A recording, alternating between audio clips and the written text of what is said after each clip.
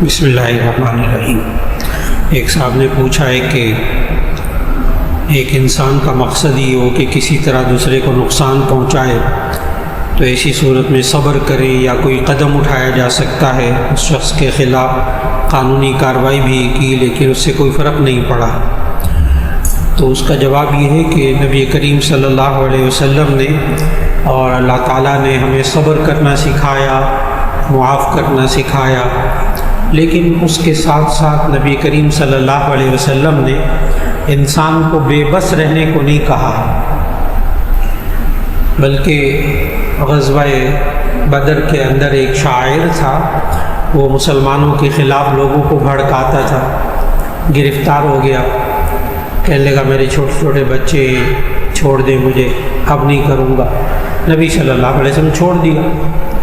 احد کے اندر پھر وہ وہی کرنے لگا، مسلمانوں کے خلاف بھڑکانے لگا، نبی صلی اللہ علیہ وسلم نے پھر گرفتار کروا لیا، پھر وہی رونے دھونے لگا میرے چھوٹے چھوٹے بچے مجھے چھوڑ دیں، اب نہیں کروں گا۔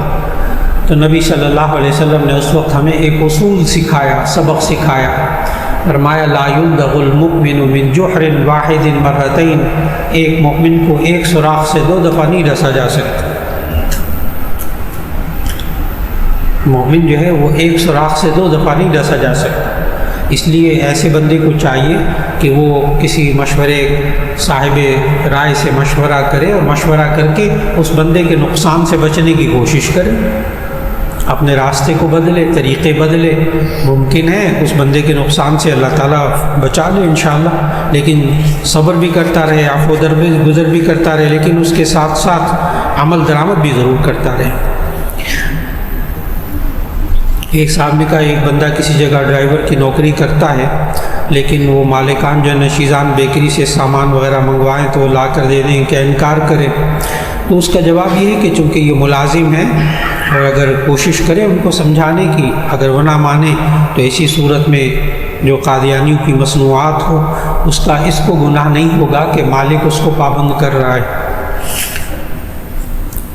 ایک صاحب نے کہا میری 2 جڑواں بیٹیاں ہیں، 9 سال کی ہیں، لیکن سروں میں بے شمار جوئیں ہیں، ان کی ماں ان کو ٹینڈ کروانے کا کہتی ہے، ان کو ٹینڈ کروا سکتے ہیں؟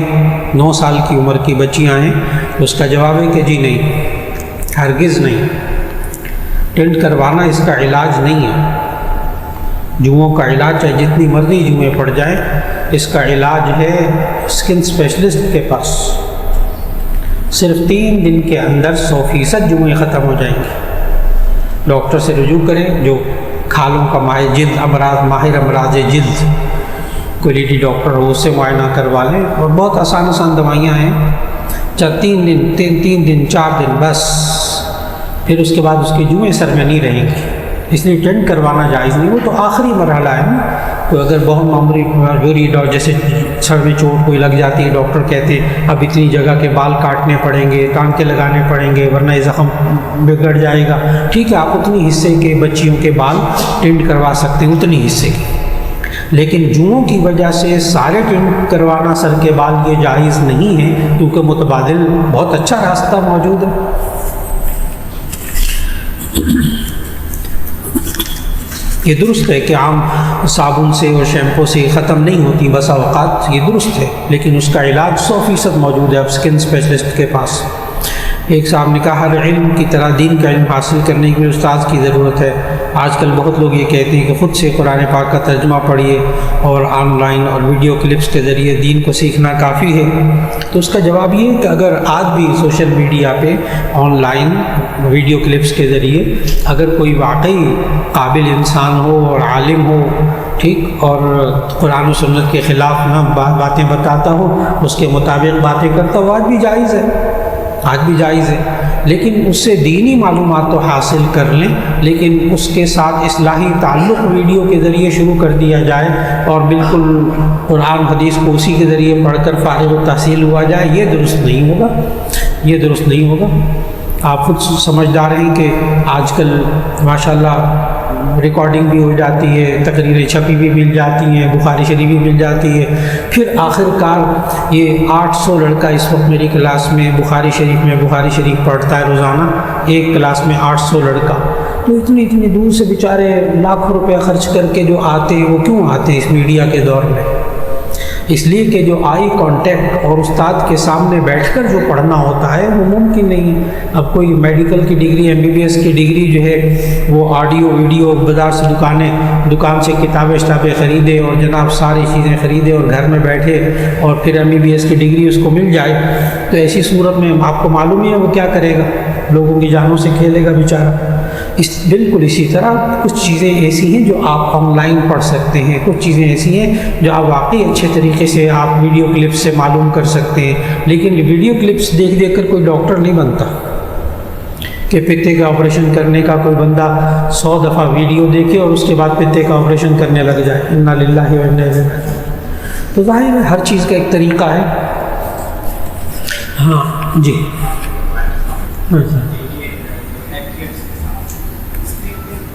ویریشن آ جاتا ہے، اس کا رول کا طریقہ ہونا چاہیے، اس سلسلے میں جو نظام حکومت ہے اسلام میں وہ کیا ہونا چاہیے؟ اور ایک سیکنڈ کویشچن، عدل اور انصاف میں کیا ہونا ہے؟ عدل اور انصاف، اچھا ایک سوال تو ڈاکٹر صاحب نے یہ کیا کہ جناب یہ جو کلپس وغیرہ اس کا کوئی نظام ہونا چاہیے، تو ایک ملک کا نام لے دیتا ہوں، کوئی حرج کی بات نہیں، جنوبی کوریا۔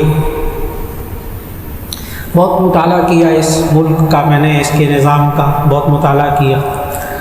وہاں سوشل میڈیا، لوگوں کے پاس موبائل فون ہیں، لیکن کسی ایک فرد کی جرأت نہیں ہے کہ وہ ویڈیو کلپ ڈال سکے، ڈاؤن لوڈ کر سکے، اس کو پھیلا سکے۔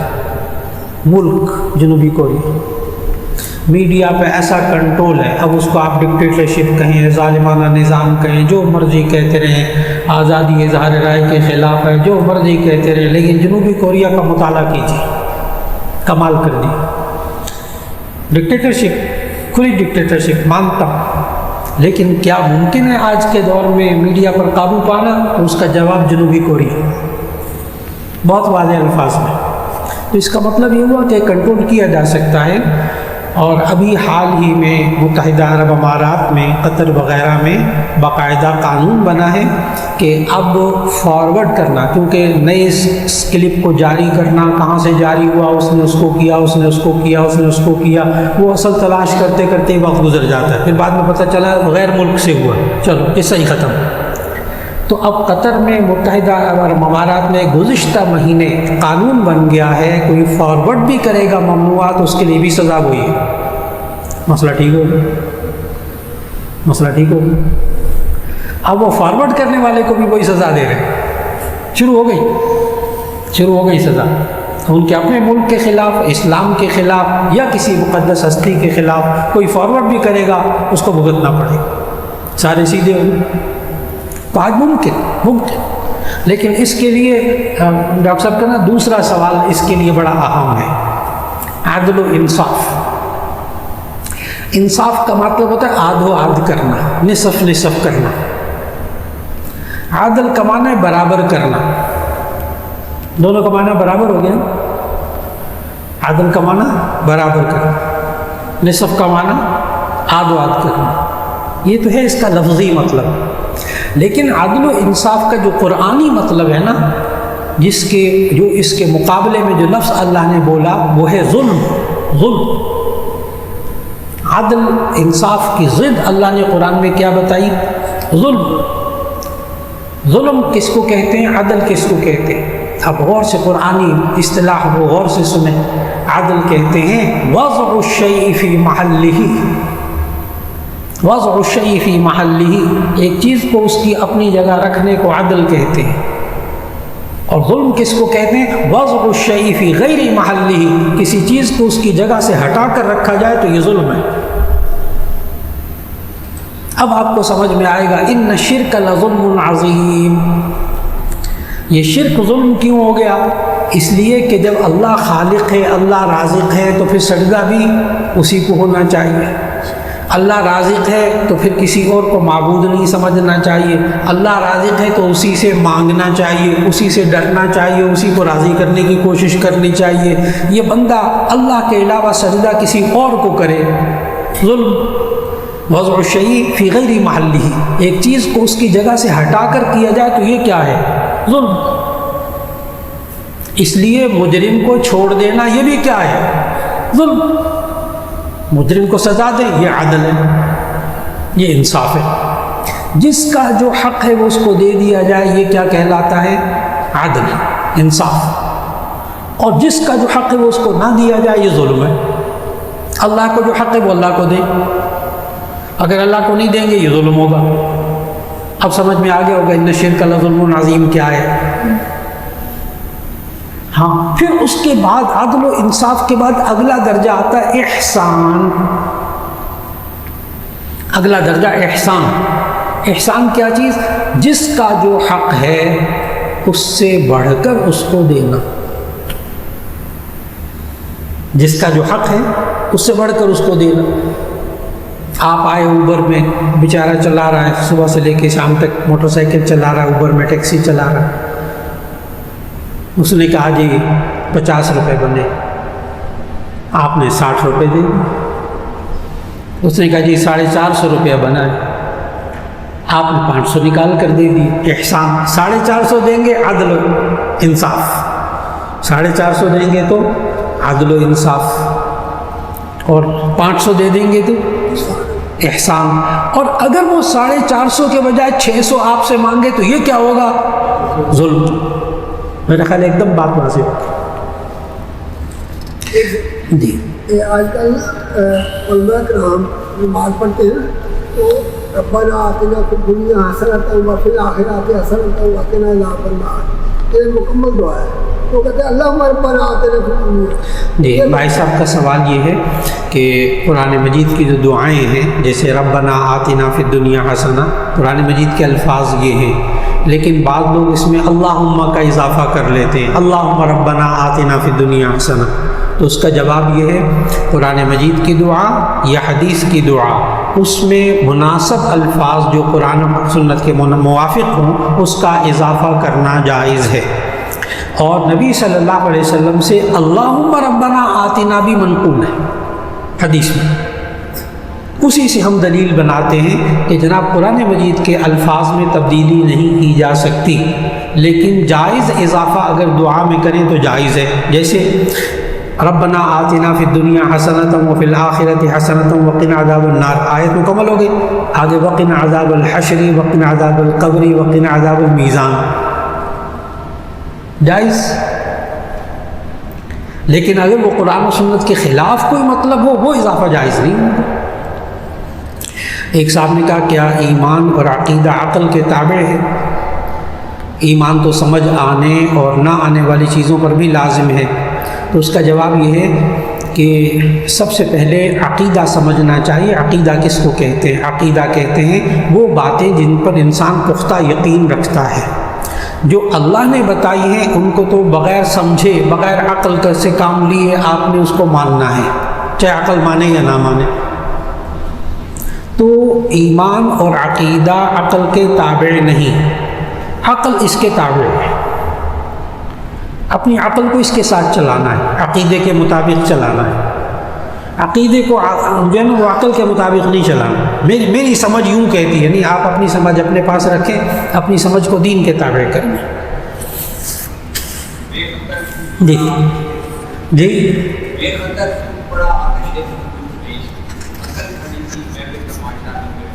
جی بالکل بالکل بالکل۔ ابراہیم علیہ السلام کو اگر آگ میں ڈالا گیا، ٹھیک، تو ایسی صورت میں وہاں پہنچ کر بھی انہوں نے ایک جملہ کہا تھا، آخری جملہ بخاری شریف کی حدیث میں، جو آپ نے شعر پڑھا تو بخاری شریف کی حدیث میں ہے کہ حضرت ابراہیم علیہ السلام کو جب آگ میں ڈالا گیا نا تو آخری کلمہ جو ان کے منہ سے نکلا تھا نا، وہ بے خطر کیوں کود پڑا، آتش نمرود میں کیوں کود پڑا، اس کا جواب دے رہا ہوں کہ آخری جملہ بخاری شریف کی حدیث ہے کہ حضرت ابراہیم علیہ السلام کو جب آگ میں ڈالا گیا تو اس وقت ان کا آخری کلمہ تھا حسبی اللہ، اللہ ہی میرے لیے کافی ہے، تم جو مرضی کر لو، تم جو مرضی کر لو، حسبی اللہ، بعض لوگ سمجھتے نہیں ہیں، جب ان کو کہا جائے نا حسبنا اللہ و نعم الوکیل پڑھا کریں، وہ سمجھ میں نہیں آتا ان کو یہ کیا ہے۔ اللہ کے بندہ جب اس کو آگ میں ڈالا گیا تھا نا اپنے نبی کو، اس کے اللہ کے نبی کو، تو اس وقت انہوں نے یہی کہا تھا، تو اللہ نے پھر آگ کو بھی حکم دے دیا تھا کہ اس کو نہ جلا، سلامتی والی ہو جا۔ ایک صاحب نے کہا جی میں نے بینک میں فلاں میں پرسنل لون اور کریڈٹ کارڈ لیے، ان سے کاروبار کیا، مگر سودی معاملہ تھا، ترقی نہ ہوئی، آخر کار گھر 2016 نکل گیا، کرایوں پر رہ رہا ہوں۔ تو کہہ رہے بینکوں کے کریڈٹ کارڈ اور پرسنل لون کی کیا شرعی حیثیت ہے؟ مرنے کے بعد بھی ان کا حساب دینا ہوگا، جبکہ میرے پاس دینے کی طاقت نہیں، نہ ہی کوئی ذریعہ ہے۔ جی تو اس کا جواب یہ ہے کہ جو اسلامی بینک ہیں ان کا آپ ATM کارڈ استعمال کریں، اپنا پیسہ اس میں رکھوائیں، ATM کارڈ استعمال کریں، 100% جائز۔ ATM کارڈ میں کریڈٹ کارڈ بھی ہے، ڈیبٹ کارڈ بھی ہے، سب کچھ ہوتا ہے ATM کارڈ میں۔ کیا مطلب؟ آپ نے پیسے رکھے ہیں نا تو اپنے پیسے نکلوا لیں، اپنے پیسے خرچ کر لیں، بات ختم ہو گئی۔ یہ جو قرض لینا ہے کسی بینک کے اندر سے، ایسی صورت میں اس سے بچنے کی ہر صورت میں کوشش کریں، بچنے کی کوشش۔ کیوں آپ لکھ کر، اسلامی بینک کے علاوہ کیوں آپ لکھ کر دیتے ہیں کہ اگر میں اس وقت تک نہ دے سکا تو میں اتنا مارک اپ دوں گا، اتنا جرمانہ دوں گا، اتنا سود دوں گا۔ جب آپ نے سائن کیے نا اس پر تو سودی کاروبار میں شریک ہو گئے، دستخط تو کیے نا سودی کاروبار میں۔ پھر وہ الگ بات ہے کہ آپ نے کبھی موقع آنے ہی نہیں دیا، وقت سے پہلے جمع کراتے رہے۔ اس لیے ڈیبٹ کارڈ میں جائیں نا، اس میں جائیں نا، بالکل بچ کے رہیں۔ ATM استعمال کریں، اپنا پیسہ رکھیں، اپنے پیسے کو استعمال کریں، جائز۔ ایک صاحب نے کہا کہ معراج کا واقعہ خواب تھا یا حضور پاک صلی اللہ علیہ وسلم آسمانوں پہ تشریف لے گئے تھے؟ انہوں نے پوچھا ہے کہ معراج کا واقعہ خواب تھا یا حضور صلی اللہ علیہ وسلم آسمانوں پر تشریف لے گئے تھے خود جسم اطہر کے ساتھ؟ تو اس کا جواب یہ ہے کہ جواب غور سے سنیے گا، اس کا جواب یہ ہے کہ ابو جہل کو بھی اس بات کا ہی اشکال تھا کہ آپ جسم اطہر کے ساتھ گئے ہیں کہ نہیں گئے۔ میں نے بہت بڑی ہستی کا نام لیا، ابو جہل کا۔ ابو جہل کو بھی یہی خدشہ تھا کہ اپنے جسم اطہر کے ساتھ گئے کہ نہیں گئے۔ اگر خواب میں گئے ہوتے تو مسئلہ ہی کوئی نہیں تھا، وہ تو آپ بھی جا سکتے۔ نبی کا معجزہ کیا ہوا؟ ہاں آپ بھی جا سکتے ہیں، ساتوں آسمانوں سے اوپر ہو کے آ سکتے ہیں خوابوں میں۔ کس نے منع کیا آپ کو جانے سے؟ اصل مسئلہ ہی کیا تھا؟ کیا جسمانی طور پر معراج ہوئی ہے؟ اور اسی وجہ سے وہاں معراج کے موقع پر جب نبی صلی اللہ علیہ وسلم نے آ کر کفار سارے سرداروں کو کہا کہ بیت اللہ میں جمع کیا نا، بیت اللہ میں جمع کیا سب کو، اور کہا کہ اس طرح میں گیا تھا اور واپس آیا ہوں، تو وہاں انہوں نے سوالات شروع کر دیے کفار کے سرداروں نے۔ ان کو سب کو پتہ تھا کہ نبی صلی اللہ علیہ وسلم ساری زندگی بیت المقدس نہیں گئے، فلسطین نہیں گئے۔ انہوں نے پتہ کیا سوالات کیے؟ بخاری شریف کی حدیث ہے، انہوں نے سوالات کیے کہ اچھا اس کے دروازے کتنے تھے مسجد اقصیٰ کے، اور پھر اس کی کھڑکیاں کتنی تھیں، اس کے روشن دان کتنے تھے، اس کے ستون کتنے تھے۔ آپ بھی اگر 40-45 سال ہو گئے ہیں نا یہاں ہی بلاک کے مسجد میں آتے ہوئے، تو آپ سے گھر والے کسی دن پوچھ لیں نا کہ کتنی کھڑکیاں کتنے دروازے تھے، سوال ہی پیدا نہیں ہوتا۔ میں نہیں بتا سکتا، 35 سال ہو گئے جمعہ پڑھاتے ہوئے، میں نہیں بتا سکتا کتنی کھڑکیاں، کتنے دروازے، کتنے ستون۔ تو اس لیے تو نہیں بندہ جاتا نا، دروازے ستون تو نہیں گرنے جاتا نا، جو اس کام کے لیے جاتا وہ کر کے آ جاتا ہے۔ اس پر نبی صلی اللہ علیہ وسلم یہ اشکال یہی تھا کہ آپ جسم اطہر کے ساتھ تشریف لے گئے یا خواب میں تو بات ہی نہیں نا، سوالات ہی کس پر تھے؟ جسمانی معراج پر۔ اب بخاری شریف کی حدیث پڑھیں کہ نبی صلی اللہ علیہ وسلم نے فرمایا جب وہ سرداران قریش مجھ سے سوال کرنے لگے تو مسجد اقصیٰ کو اللہ نے میرے سامنے کر دیا۔ اس وقت وہ سوال پوچھتے تھے، میں جواب دیتا تھا۔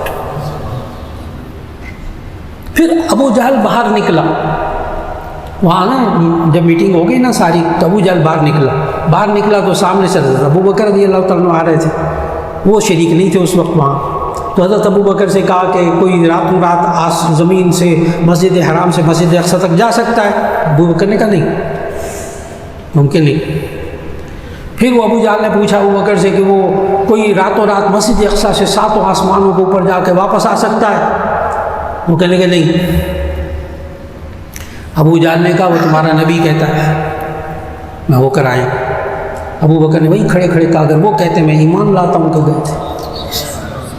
وہاں مسئلہ جسمانی تھا. اگر خواب میں گئے ہوتے ابو جہل باہر نکل کر ابو بکر سے کیوں پوچھتے؟ اب عقل میں آئے یا نہ آئے، ابھی کہا نہیں جا سکتا کوئی، لیکن آپ کے نبی نے کہا میں ایمان لایا. اس پر حضرت ابو بکر رضی اللہ تعالیٰ عنہ کو صدیق کا لقب ملا. عقل مانے نہ مانے مانتے کہ سچ کا. تو جس میں اثر جسمانی ہی معراج ہوئی. اور آپ کو ایک عجیب واقعہ بتاؤں اپنا ذاتی. آج سے 60 سال پہلے کی جو تفسیریں لکھی گئی ہیں نا، 60 سال پہلے تک کی تفسیریں، اس میں سر سید احمد خان نے بھی لکھا، اوروں نے بھی لکھا. سر سید احمد خان نے اپنی تفسیر میں لکھا ہے، 15ویں پارے کی تفسیر کی پہلی آیت میں لکھا ہے کہ معراج روحانی ہوئی تھی، جسمانی نہیں ہوئی تھی. سر سید احمد خان اتنا پڑھا لکھا بندہ، اس نے بھی جسمانی معراج کا انکار کیا ہے اپنی تفسیر میں. آج کل بھی بہت سے لوگ ماننے والے اسی بات کے ہیں کہ یہ روحانی ہوئی تھی، جسمانی نہیں ہوئی تھی. ایک بہت بڑے مصنف، بہت بڑے محقق، اور ان کا نظریہ یہی تھا. پاکستان کے اللہ نے حج کی توفیق دی تو اللہ کا کرنا ایسا ہوا کہ میری اور ان کی سیٹ ساتھ ساتھ، اور لاہور سے احرام باندھ کے جانا تھا، ظاہر ہے سیدھا جدہ جانا تھا. اب وہ میری سیٹ کے ساتھ ساتھ بیٹھے ہوئے. اتنی دیر میں وہ کافی دیر گزر گئی، آدھا پونا گھنٹہ. تو کپتان نے اعلان کیا ہم اس وقت پتہ نہیں 35,000 فٹ کی بلندی پر اڑ رہے ہیں اور ہم اتنی دیر میں پہنچ جائیں گے اتنا فلاں. تو میں نے ان صاحب کی طرف، وہ مجھے بڑی اچھی طرح جانتے تھے، میں ان کو جانتا تھا، تو میں نے ان کی طرف منہ کر کے کہا کہ ہم اپنے جسمانی طور پر اتنی پرواز پر جا رہے ہیں. 35,000 فٹ کی بلندی پہ ہم جسمانی طور پر جا رہے ہیں. احرام باندھا ہوا تھا، وہ سستی ہے. آنکھوں میں آنسو آئے. پتہ مجھے اس کا جواب کیا دیا انہوں نے؟ آئندہ میں یہ نہیں کہوں گا، آئندہ میں یہ نہیں کہوں گا کہ روحانی معراج ہوئی تھی. جب اللہ کا بندہ اپنے اس جسم کے ساتھ 35,000 فٹ کی بلندی پر ان مشینوں کے ذریعے اڑ رہا ہے، تو اگر اللہ اپنی قدرت سے لے گیا تو کیا بعید ہے. یہ تو انسان کی عقل نے بنائی ہے نا مشینیں، ہوائی جہاز وغیرہ. سمجھ گیا؟ بڑا قابل بندہ، بڑا قابل. کہتے ہیں آج کے بعد میں یہ نہیں کہوں گا کہ روحانی معراج ہوئی تھی. جب اتنا اوپر وہ جا سکتے ہیں تو نبی صلی اللہ علیہ وسلم ذرا اور اوپر چلے گئے تو کیا فرق پڑتا ہے. تو دور جدید نے تو ہمیں بہت کچھ سمجھنا آسان کر دیا.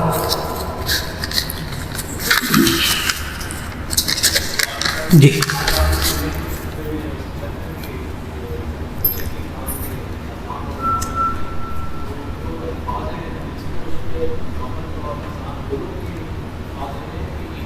جی بالکل. دائیں کان میں اذان کہیں گے جس میں قد قامت صلاح نہیں ہوگا، اور بائیں کان میں اقامت کہیں گے بچے کی، دائیں کان میں اذان کہیں گے جیسے اذان کے کلمات ہیں.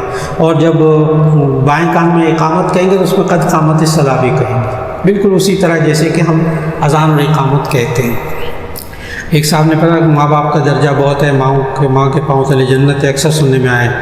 لیکن جب بڑے بھائی کی بیوی میں نفرت بہت زیادہ ہے، بچے بہن بھائیوں سے بہت زیادہ محبت ہمدردی ہے، یہ عورت ایسا کیوں کرتی ہے، میرے ساتھ بہت نفرت، دل میں دشمنی ہے.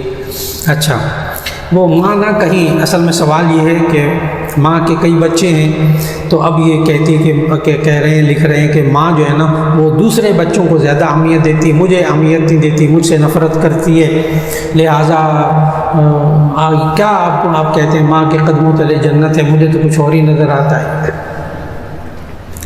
اس کے لیے ان صاحب کو جنہوں نے سوال لکھا تو ان کو چاہیے کہ سورہ بنی اسرائیل 15واں پارہ آیت نمبر 23 اور 24، آیت نمبر 23 اور 24 اس کی تلاوت کرے، اور ماں باپ کے ساتھ 5 طریقے اللہ نے بتائے ہیں، وہ 5 طریقے اختیار کرے. سوال ہی پیدا نہیں ہوتا کہ وہ ماں اس سے دشمنی رکھے، ممکن نہیں. ان 5 باتوں میں سے کچھ کم ہو رہی ہیں جس کی وجہ سے یہ سب کچھ ہو رہا ہے. اور وہ آیت ہے وَقَضَىٰ رَبُّكَ أَلَّا تَعْبُدُوا إِلَّا إِيَّاهُ وَبِالْوَالِدَيْنِ إِحْسَانًا إِمَّا يَبْلُغَنَّ عِندَكَ الْكِبَرَ أَحَدُهُمَا أَوْ كِلَاهُمَا فَلَا تَقُل لَّهُمَا أُفٍّ وَلَا تَنْهَرْهُمَا وَقُل لَّهُمَا قَوْلًا كَرِيمًا وَاخْفِضْ لَهُمَا جَنَاحَ الذُّلِّ مِنَ الرَّحْمَةِ وَقُل رَّبِّ ارْحَمْهُمَا كَمَا رَبَّيَانِي صَغِيرًا. تو 5 چیزیں میں اردو میں بتانے لگا ہوں. جب ماں باپ دونوں بوڑھے ہو جائیں، ایک بوڑھا ہو جائے، سارے مسئلے وہیں پیدا ہوتے ہیں نا. بچپن میں تو مسئلے ہوتے ہی نہیں، مسئلے ہوتے تب ہیں جب جوان اولاد ہوتی، ماں باپ بوڑھے ہوتے ہیں۔ تو نمبر 1، لا تقل لہما اف، ان کو تکلیف پہنچانے کے لیے اف بھی نہیں کہنا، تکلیف پہنچانے کی ہلکی سی بات نہیں کہنی، نمبر 1۔ نمبر 2، ولا تنہرہما، ان کو جھڑکنا نہیں، ماں باپ کو جھڑکنا نہیں جب بوڑھے ہو جائیں۔ نمبر 3، وقل لہما قولا کریما، ان سے نرم لہجے میں بات کرنا۔ نمبر 4، واخفض لہما جناح الذل من الرحمہ، ان کے سامنے بازوؤں کو عاجزی سے جھکائے رکھنا۔ اور نمبر 5، وقل رب ارحمہما کما ربیانی صغیرا، ان کے لیے زندگی میں دعا کرنا، اے اللہ ان پر رحم فرما جیسے انہوں نے بچپن میں پالا۔ یہ قرآن مجید کی سورہ بنی اسرائیل 15واں پارہ آیت نمبر 23 اور 24 پڑھیں، اور اس میں 5 جو اصول بیان کیے کرنے لگے، پھر ماں کے پاؤں کے نیچے جنت نظر آئے گی اور ماں نفرت نہیں کر سکتی، سوال ہی پیدا نہیں ہوتا۔ ان لکھنے والے سے کوئی غلطی ہو رہی ہے، ان 5 میں سے کوئی غلطی ہو رہی ہے۔ جی کوئی عارف صاحب اگر تشریف رکھتے ہیں تو باہر ان کے گھر والے ہیں، ان سے جا کر ملاقات کر لیں۔ ایک صاحب نے کہا کہ میں نے ٹی وی میں دیکھا ہے اکثر لوگ ڈانس بہت زیادہ نوٹ دیتے ہیں، ڈانسر کو بہت زیادہ نوٹ دیتے ہیں 1500، جبکہ نیکی فلاح کے کاموں مساجد میں اسے دینے سے کتراتے ہیں، ایسا مسلمان کیوں کرتا ہے؟ اچھا، یہ کہہ رہے ہیں کہ وہ ٹی وی میں دیکھا کہ وہ رقص کرنے والی خواتین مرد ہوتے ہیں، ان کے اوپر پیسے بہت نچھاور کرتے ہیں، تو وہ مسجدوں میں نہیں دیتے، غریبوں کو نہیں دیتے، فلاحی کاموں میں نہیں دیتے۔ تو اس کا جواب میں نے آج کے جمعے میں دیا ہے، آج کے جمعے میں نے جواب دیا ہے خطبے میں کہ بندہ کوئی کام کیوں کرتا ہے جہاں اس کو فائدہ نظر آتا، جہاں اس کو مزہ آتا ہو، جہاں اس کو پتہ ہو مجھے یہ ملے گا، جہاں اس کو ذہنی سکون کسی غیر محرم عورت کو پیسے دینے میں ملتا ہے وہاں وہ دے گا، اور جس کو پتہ ہو کہ غیر محرم کو پیسے دینا یہ زنا کے برابر ہے وہ نہیں دے گا۔ بات تو وہی آ گئی نا۔ تو اس لیے یہ لوگ کیوں دیتے ہیں؟ اس لیے کہ ان کے اندر نہ اللہ پر ایمان ہوتا ہے، نہ آخرت پر ایمان ہوتا ہے، نہ ان کو یہ معلوم کہ اللہ ناراض ہوتا ہے، لہذا وہ سارے کام کرتے ہیں۔ تو ان کے تو ایمان پر محنت کی ضرورت ہے۔ جب انسان میں ایمان پر محنت ہوتی پھر اس کو سمجھ میں آ جاتا ہے مجھے کیا ملے گا۔ ایک صاحب نے کہا 40 دن تک تکبیر اولیٰ کے ساتھ نماز پڑھنے والوں کے لیے حدیث مبارکہ میں کیا بشارت آتی ہے؟ جی اس کا جواب یہ ہے کہ وہ جامع ترمذی کی حدیث ہے۔ نبی صلی اللہ علیہ وسلم نے فرمایا کہ جو بندہ 40 دن تک تکبیر اولیٰ کے ساتھ نماز پڑھ لے کتبت لہو براءتان، حدیث کے الفاظ اس کو ملتا کیا ہے؟ کتبت لہو براءتان، براءۃ من النفاق و براءۃ من النار۔ جو بندہ 40 دن تک تکبیر اولیٰ کے ساتھ نماز پڑھتا ہے تو اس کو 2 چیزوں سے چھٹکارا ملتا ہے، ایک نفاق سے اور ایک جہنم کی آگ سے۔ ایک وہ منافق نہیں ہوگا کبھی، دوسری بات یہ ہے کہ جہنم کی آگ اس کو نہیں چھوئے گی اگر وہ 40 دن تک، اب 40 دن تک نماز پڑھ لی تکبیر اولیٰ کے ساتھ، اس کے بعد جو مرضی کرتا پھرے ایسی خام خواہ، پھر اس کے بعد جو کرے گا اس کو بھگتے گا پہلے جہنم میں، پھر آخر کار جنت میں چلا جائے گا۔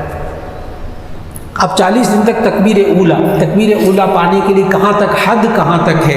اس کے لیے 4 صورتیں ہیں، ذہن میں رکھیے گا۔ تکبیر اولیٰ پانے کی 4 صورتیں، جی تکبیر اولیٰ پانے کی 4 صورتیں۔ نمبر 1، امام تکبیر تحریمہ اللہ اکبر کہے، یہ مقتدی اس کے ساتھ تکبیر تحریمہ کہے۔ ایک تو یہ تکبیر اولیٰ کو پانا ہے، یہ سب سے بہتر افضل۔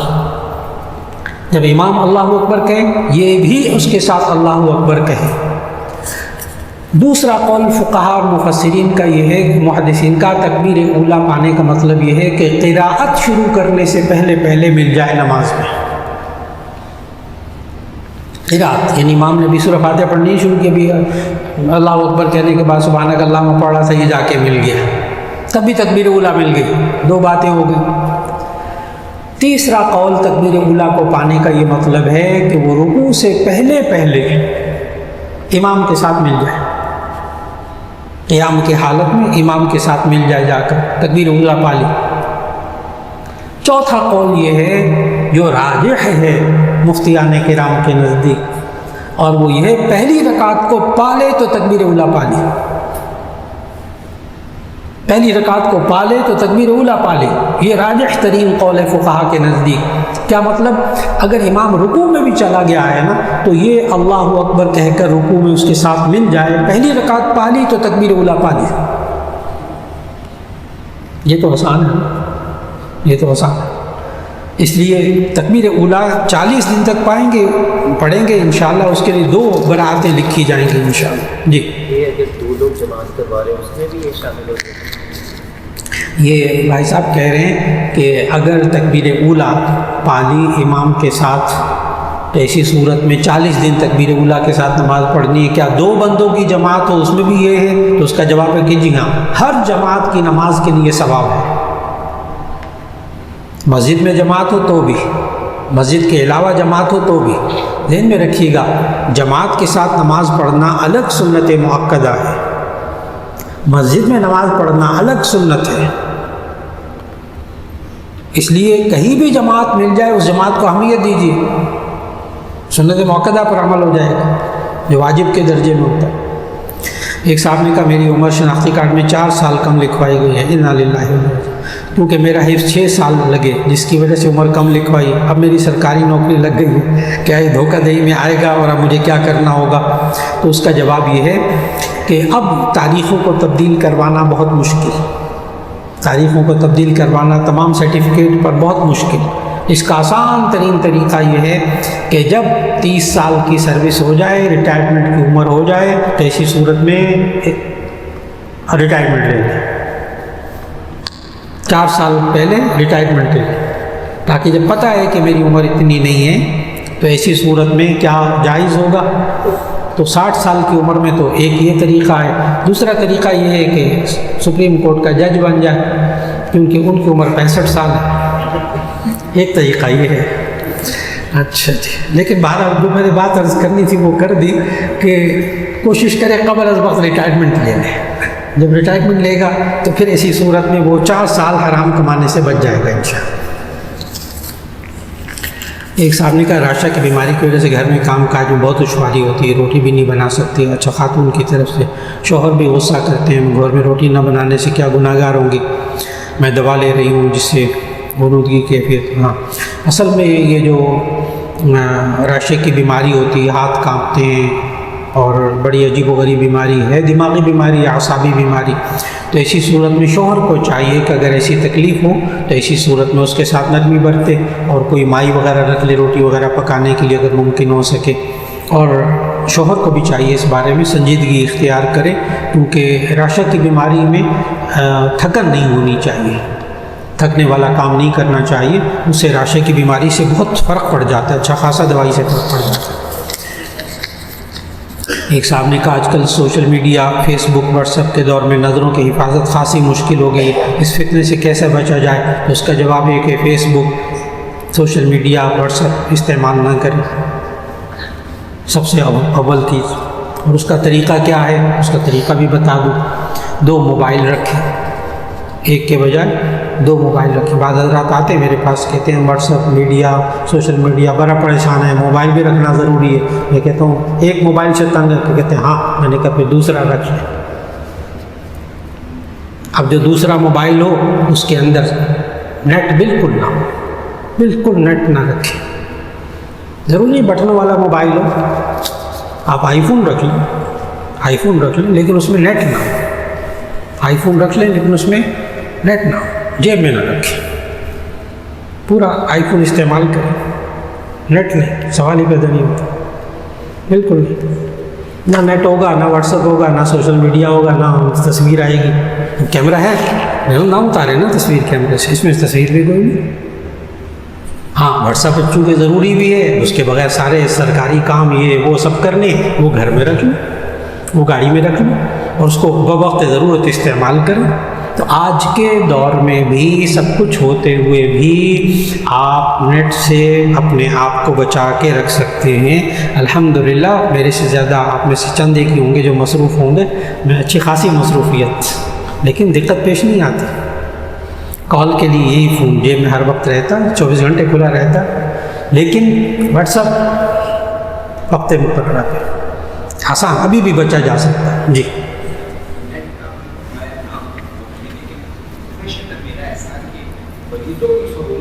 جی یا تو واٹس ایپ کریں بالکل بالکل بالکل بالکل. تو ایسی صورت میں جی میں تشریف رکھیے گا. ایسی صورت میں عرض کروں واٹس ایپ صرف استعمال کریں نا تو ایسی صورت میں اس میں تصویریں اتنی زیادہ نہیں آتی. واٹس ایپ میں تصویریں زیادہ نہیں آتی. جہاں تک سوشل میڈیا ہے، یوٹیوب ہے، فلاں ہے فلاں ہے فلاں ہے، وہ جب کھولا جائے تو پھر اس میں غیر شرعی تصویریں. صرف واٹس ایپ آپ سب سمجھتے ہیں واٹس ایپ کے اندر تصویریں غیر اخلاقی مواد کا آنے کا امکان زیادہ نہیں ہوتا. تو اس لیے میں نے کہا نا ابھی بھی اختیار میں ہے، ابھی بھی اختیار میں ہے. بلکہ مجھے باہر کے جو دنیا کے لوگ ہوتے ہیں وہ کہتے ہیں کہ ہم لوگ اتنا استعمال نہیں کرتے سوشل میڈیا جتنا پاکستان میں استعمال ہوتا ہے. ہمارے پاس وقت ہی نہیں ہے اتنا. ہم تو اس کو استعمال کرتے ہیں، بڑے کام کے لیے استعمال کرتے ہیں. ہمارے کام ہی پورے نہیں ہوتے تو یہ کام پورا کریں گے ہم. تو حقیقت یہی ہے کہ اس کو اچھے طریقے سے استعمال کیا جائے تو آج بھی بچا جا سکتا ہے. ایک صاحب نے کہا رسول اللہ صلی اللہ علیہ وسلم کی درست تاریخ پیدائش کیا ہے. تاریخ پیدائش میں جو 9 اور 12 میں جو اختلاف چل رہا ہے محققین کا اختلاف ہے اپنی جگہ، لیکن وصال نبی صلی اللہ علیہ وسلم کی وفات 12 ربیع الاول ہی کو ہوئی، اس میں اختلاف کوئی نہیں. پیدائش والے تاریخ میں اختلاف ہے 9 یا 12، وہ اختلاف کو رہنے دیں. آپ کو کوئی انشاءاللہ اس میں ایمان میں کوئی فرق نہیں آتا. جی جی جی دل آزادی نہیں ہے معاف کرتے ہیں. اچھی عادت تو سنتے ہیں سیرت 12 میں بیٹھنے ہوتی ہے، لیکن اس کے دوسرے سائڈ پہ بہت شور ہوتا ہے. ڈاکٹر پاک صلی اللہ علیہ وسلم صحابہ سب کاٹ کے جی میں سب ساتھ سن. جی حقیقت یہ ہے کہ جو 12 ربیع الاول کو عید میلاد النبی منانے والے جو بزرگ ہیں نا ان تک نے مجھے کہا کہ یہ خرافات ہیں، اللہ ہمیں اس سے بچا لے. یعنی ان علماء نے مجھے کہا کہ ہم لوگ اب کوشش کر رہے ہیں کہ دین کے اتنا بگاڑ دیا گیا ہے، ہم کوشش کر رہے ہیں اور جتنا وہ کہہ رہے ہیں کہ یہ جائز ہے ہم اس میں اختلاف ہی کوئی نہیں. اصل بات ہی یہیں پہ آ رہی ہے. ایک صاحب نے کہا عیدیں سال میں 2 ہیں تو یوم عید کو قرار دینے میں بہت سی عیدوں کا تصور ذہن میں پیدا ہوتا ہے. جی ہاں بالکل بالکل، عیدیں تو 2 ہی ہیں صرف. آگے سب نے جو حرام بار بار کما رہے ہیں، عمرہ اور حج بھی اللہ انہیں بلا لیتے ہیں جبکہ حلال کما کر نہیں جایا جا رہا. اس میں اللہ کا رحم کس پر ہے؟ جی اللہ کا رحم جو بندہ حلال کما رہا ہے اس پر اللہ کا رحم ہے. اچھا وہ حرام کما کر حج بھی کر رہا ہے نا تو وہ اللہ کے ہاں قابل قبول نہیں ہوتا، اس کا حج بھی حرام مال کا قبول نہیں ہوتا. حج ہو جا فرض حج ادا ہو جاتا ہے. ایک صاحب نے پوچھا ہے کس طرح پتہ چل سکتا ہے کہ اللہ ایک انسان سے خوش ہے؟ یہ کس طرح پتہ چل سکتا ہے کہ اللہ ایک انسان سے خوش ہے؟ تو اس کا جواب قرآن مجید میں اللہ نے دیا کہ جس شخص کو من یؤت الحکمۃ فقد اوتی خیرا کثیرا، اور وہ تمام وہ آیتیں جس میں اللہ نے بتایا میں اس بندے سے راضی ہوا، میں اس بندے سے راضی ہوا، اس ساری آیات کا مطالعہ کریں تو آسان سی بات معلوم ہو جاتی ہے کہ جو بندہ اللہ کی نافرمانی نہیں کر رہا، نیک کام کر رہا ہے، وہ اس بات کا یقین رکھے کہ اللہ اس سے خوش ہے. بات مکمل ہوگی. ہمیں کیسے پتہ چلے اللہ ہم سے خوش ہے؟ تو اس کا جواب کیا ہے؟ یہ بندہ کتنا اللہ کے حکم کے مطابق زندگی گزار رہا ہے، بس اس کو فوراً جواب مل جائے گا. یہ جامع ترمذی میں کیا کوئی ایسی حدیث موجود ہے جس میں نبی صلی اللہ علیہ وسلم نے بالوں کو رنگ نے خضاب لگانے کی تلقین کی ہو؟ جی ہاں بالکل حدیث موجود. حضرت ابو ہریرہ رضی اللہ تعالیٰ عنہ کو نبی صلی اللہ علیہ وسلم نے ان کے بال سفید تھے. حضرت ابوبکر صدیق رضی اللہ تعالیٰ عنہ کے بال بھی بہت سفید رہتے تھے، نوجوانی میں سفید ہو گئے تھے. تو نبی صلی اللہ علیہ وسلم نے فرمایا غیروا ھذا بشیء واجتنبوا السواد، کہ تم ان بالوں کو نہ رنگ لو، اچھا یہ لیکن کالا رنگ نہ رنگنا. تو یہ خضاب لگانا یا نہ لگانا یہ عجیب و غریب سنتوں میں سے ہے. غور سے سنیے گا، خضاب لگانا یا نہ لگانا یہ دونوں سنتیں ہیں. یہ عجیب مسئلہ ہے. خضاب لگانا بھی سنت ہے اور نہ لگانا بھی سنت ہے. خضاب نہ لگانا یہ سنت فعلی ہے اور خضاب لگانا یہ سنت قولی ہے. اور سے سنیے گا، یعنی نبی صلی اللہ علیہ وسلم ساری زندگی خضاب لگایا ہی نہیں، اس لیے کہ ڈائی کرنے کی نوبت ہی نہیں آئی. 14، 17، 18، 20 بال تھے. کل 4 روایتیں ہیں. 14, 17, 18, 20 صحابہ بال گنتے تھے نبی صلی اللہ علیہ وسلم کے کتنے سفید ہو گئے. تو 20 سے زیادہ کہ 20 بالوں سے زیادہ سفید ہونے کی روایت ہے کوئی نہیں ذخیرہ حدیث میں. تو 20 بالوں کے لیے تو نہیں کوئی ڈائی کرتا, اس لیے نبی صلی اللہ علیہ وسلم نے بال ڈائی نہیں کیے.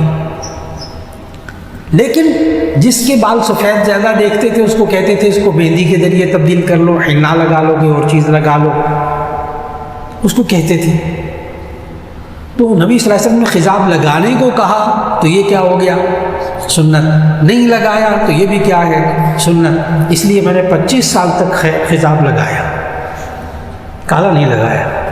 25 سال تک داڑھی کو ڈائی کرتا رہا. پھر اس کو الرجی ہوگی, ڈاکٹر نے کہا اب نہیں کرنا. میں نے کہا کہ اللہ نے سنت پر عمل کروا دیا الحمدللہ. تو جائز. آج کل کچھ اسلامی کتب بچوں کی انگریزی میں مارکیٹ میں دستیاب ہیں جن میں قرآن حکیم سے انبیاء کرام کے قصے ہیں, مگر ان میں کچھ کارٹون تصویریں ہیں, گویا کہ وہ انسانوں کی نہیں ہیں. ویسے تصویریں جی صرف انسانوں اور جانوروں کی تصویریں منع ہیں, باقی سب چیزوں کی تصویریں جائز. انسان اور جانور کی منع, باقی سب جائز. جی فرض کی نماز کی تیسری اور چوتھی رکعت میں بغیر فاتحہ پڑھے رکوع کر سکتے ہیں؟ جی ہاں اس میں کر سکتے ہیں, لیکن آپ آخر میں سجدہ صاحب کر لیجیے. بدعت کیا ہے اور دین میں کس قسم کے اضافے کو بدعت کہا گیا؟ جی بہت آسان سی بات, ہر وہ جائز کام جس کی دین میں کوئی حیثیت نہ ہو آپ دین میں حیثیت دے دیں وہ بدعت ہو جائے. جائز کام, ناجائز کام نہیں. بدعت اصل میں ناجائز ہوتا ہی نہیں ہے.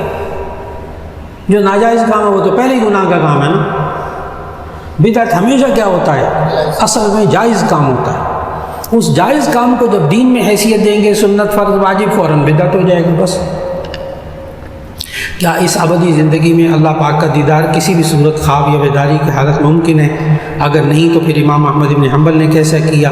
جی خواب یا بیداری میں جب اللہ کہتا ہے نا کہ لا تدرک الابصار وهو یدرک الابصار وهو اللطیف الخبیر, ہاں موسیٰ علیہ السلام نے بھی کہا اللہ مجھے اپنا دیدار کرا دے. ربی ارینی انظر الیک, اے اللہ مجھے دیکھنے کی طاقت دے دے میں تجھے دیکھ لوں. موسیٰ علیہ السلام نے کہا فانظر الی الجبل, اس جبل طور کی طرف دیکھو, اس پر میں اپنی تجلی ظاہر کروں گا. اچھا ذرا ٹک کے رہنا, اچھا بے ہوش نہ ہو جانا. وہ بے ہوش ہو گئے. خر موسیٰ صاعقا, موسیٰ علیہ السلام بے ہوش ہو گئے. فلما تجلی ربہ الجبل جعلہ دکا وخر موسیٰ صاعقا, بے ہوش ہو گئے, گر گئے. تو اس لیے خواب کے اندر تو بہت کچھ ممکن ہے, خواب کے اندر بہت کچھ ممکن ہے.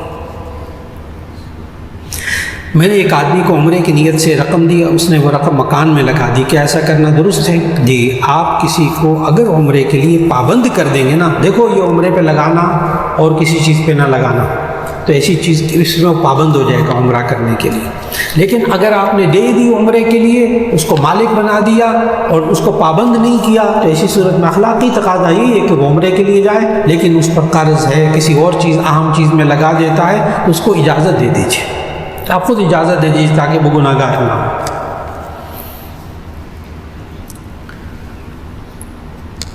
ہم مسلمانوں میں بہت زیادہ بے حسی, لالچ, نفرت, کینہ, بغض, غصہ بہت زیادہ ہے, اور جبکہ یورپ ممالک میں ایسا نہیں ہے.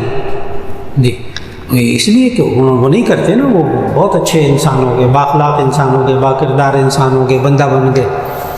وہ سے بھی نہیں ہوتے.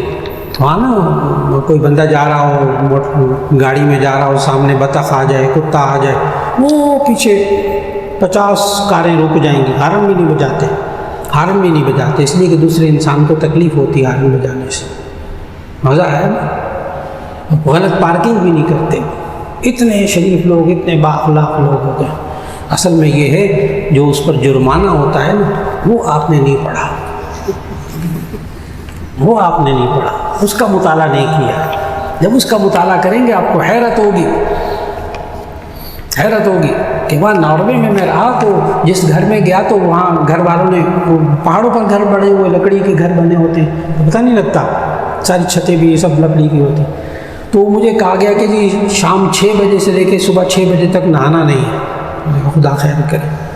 کہنے لگے ہم اوپر رہتے ہیں، جب ہم نہاتے ہیں تو پانی گرنے کی آواز چھت میں نیچے والوں کو جاتی ہے، اس سے تکلیف ہوتی ہے۔ تو میں نے بھی یہی کہا تھا، میں نے کہا پھر تو آپ لوگ بہت اچھے ہیں، دیکھو اس سے بھی کسی کو تکلیف نہ پہنچے، آپ تو بہت بااخلاق لوگ ہیں، دیکھو کتنا انسانوں کا خیال کرتے ہیں۔ چونکہ وہ میرے میزبان تھے اس لیے کھل کر بول اٹھے، کہنے لگے ہم بندے نہیں بنے، اصل میں اگر ہم ایسا نہیں کریں گے تو یہ جب نیچے والا شکایت لکھ کر جمع کرائے گا، ای میل کر دے گا، اس کے بعد ہمیں نوٹس آئے گا، اور اگر ہم نے پھر دوبارہ کیا تو ہمیں گھر خالی کر کے بیچ کے جانا پڑے گا۔ بندہ بن گئے؟ وہ اس طرح بندہ نہیں بنے، غصہ نہیں آتا، فلاں نہیں ہوتا، غصہ کر لو نا، جیل میں جاؤ۔ وہاں رشوت نہیں لیتے، وہ لوگ بڑے اچھے لوگ ہیں، نہ رشوت دیتے ہیں نہ رشوت دیتے ہیں، آپ دیکھ لیں، دینے والا پہلے جائے گا جیل کے اندر، سارے بندہ بن گئے۔ تو کیوں بنے؟ قانون قانون قانون ہر ایک کے لیے، جھپڑا ہو چھوٹا ہو اس کو بھگتنا پڑے گا پھر۔ ہاں یہاں تو وہ گاڑی میں کھا کر جو ہے نا وہ پلیٹ باہر پھینکتے ہیں نا، دہی بلے کھا لیے، کوئی چیز کھا لی اور چھلکا جو ہے نا وہ بچے بھی وہ ریپر باہر پھینکتے۔ سنگاپور میں اس وقت اگر صرف ٹافی چاکلیٹ کھا کے اس کا ریپر پھینک دیں گے نا، آپ ابھی چند قدم دور جائیں گے کہ آپ کو 50 پاؤنڈ جرمانہ ہوگا۔ وہ جب 50 پاؤنڈ کو نا ضرب دے لیجیے گا روپے سے آرام سے بیٹھ کے، تو جب 50 پاؤنڈ جرمانہ ہوگا وہ آئندہ ریپر پھینکے گا۔ آپ نے بھی دیکھا، ہاں آپ نے بھی دیکھا، 50 پاؤنڈ جرمانہ، ہاں بس بندہ بن گیا، اخلاق سمجھ میں آ گیا۔ رکھ لیجیے، اجازت چاہوں گا، آج مسافر کی اجازت چاہوں گا، میں نے ایک جگہ پہنچنا ہے۔ السلام علیکم ورحمۃ اللہ۔